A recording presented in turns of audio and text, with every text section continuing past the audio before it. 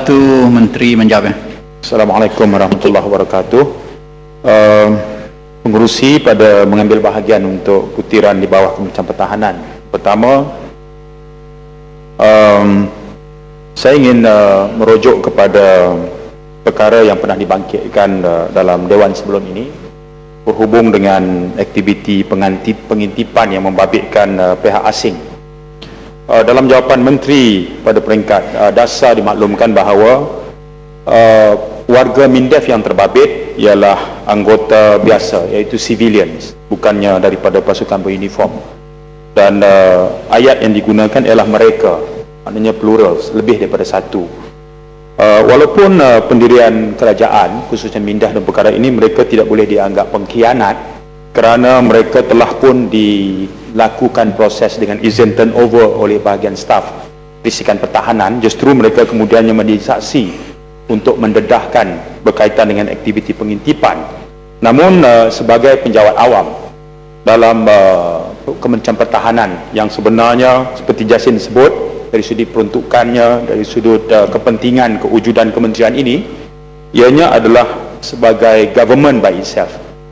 Kerana itu saya ingin bertanyakan apakah bentuk tindakan tata tertib dan disiplin yang telah diambil ke atas mereka yang terbabit pada peringkat awal dalam aktiviti pengintipan yang turut melibatkan pihak negara asing. Walaupun pada peringkat jawapan yang saya teliti daripada Yang Berhormat Menteri juga menyebut bahawa penyelesaian diplomatik dipilih oleh kerajaan kerana memandangkan hubungan diplomatik yang baik antara negara terbabit dengan kerajaan Malaysia. Apakah tidak mungkin Parlimen ini diberitahu negara yang terbabit kerana alasan bahawa hubungan diplomatik yang baik sahaja tidak memadai rasanya kalau ianya tidak dinamakan. Datuk Pengerusi, sebuah negara di selatan tanah air kita yang mengamalkan dasar forward defense dengan membina kekuatan yang begitu ampuh dalam sektor atau segmen tentera udara, seringkali melakukan pencerobohan ruang angkasa kita, termasuk ketika latihan pasukan tentera udaranya yang kadang-kadang diberikan alasan bahawa juruterbangnya yang masih muda dan salah membaca laluan dan sebagainya. Aktiviti pengintipan ini satu ketika dulu memang menjadi isu yang besar di negara kita, terutama membabitkan negeri Johor yang paling dekat. Saya ingin bertanyakan apakah masih berlaku kejadian pencerobohan ruang udara yang melibatkan pesawat Singapore Armed Forces ini ketika latihan ataupun ketika melakukan aktiviti penerbangan biasa. Ini penting saya kira kerana ianya membabitkan soal kedaulatan wilayah di negara kita.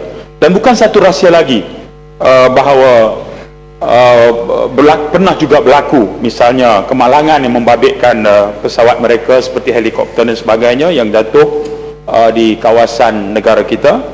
Mereka boleh masuk begitu saja untuk mengambil sisa-sisa pesawat helikopter, kemudiannya kita cuma mampu mengemukakan nota bantahan diplomatik. Ini pernah berlaku dan apakah ianya masih lagi berterusan? Barangkali perkara ini akan dijawab nanti oleh Timbalan Menteri yang juga ahli Parlimen Mersing yang berada di kawasan paling hujung yang dekat dengan negara ini. Datuk Pengerusi, satu lagi komponen penting di dalam membahaskan di peringkat jawatankuasa Kementerian Pertahanan ini ialah bagi menentukan perkara-perkara yang berkaitan dengan hal-hal procurement atau pembekalan.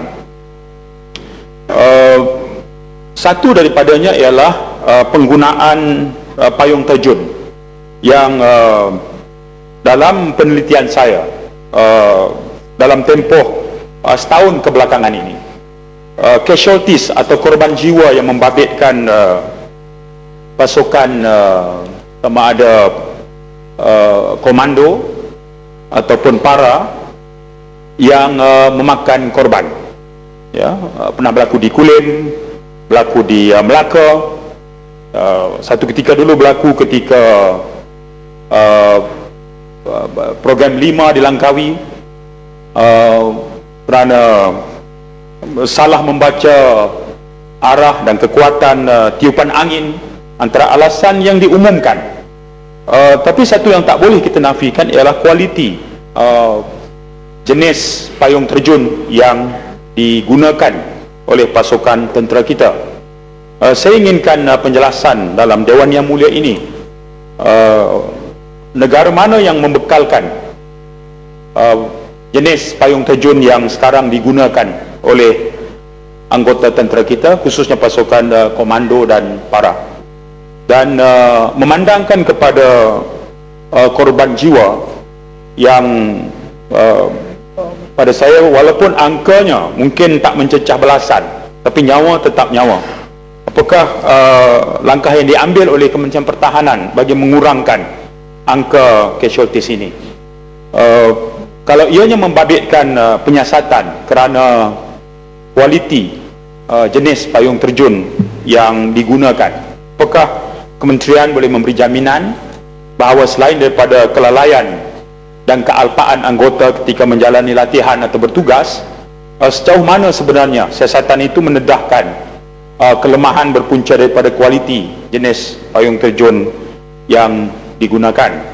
Saya juga ingin menarik perhatian Dewan kepada rancangan besar Kementerian untuk membangunkan apa yang dipanggil sebagai hub industri pertahanan negara yang ditempatkan lokasinya di Tanjung Malim atau Sungkai. Apakah progres yang telah dicapai setakat ini?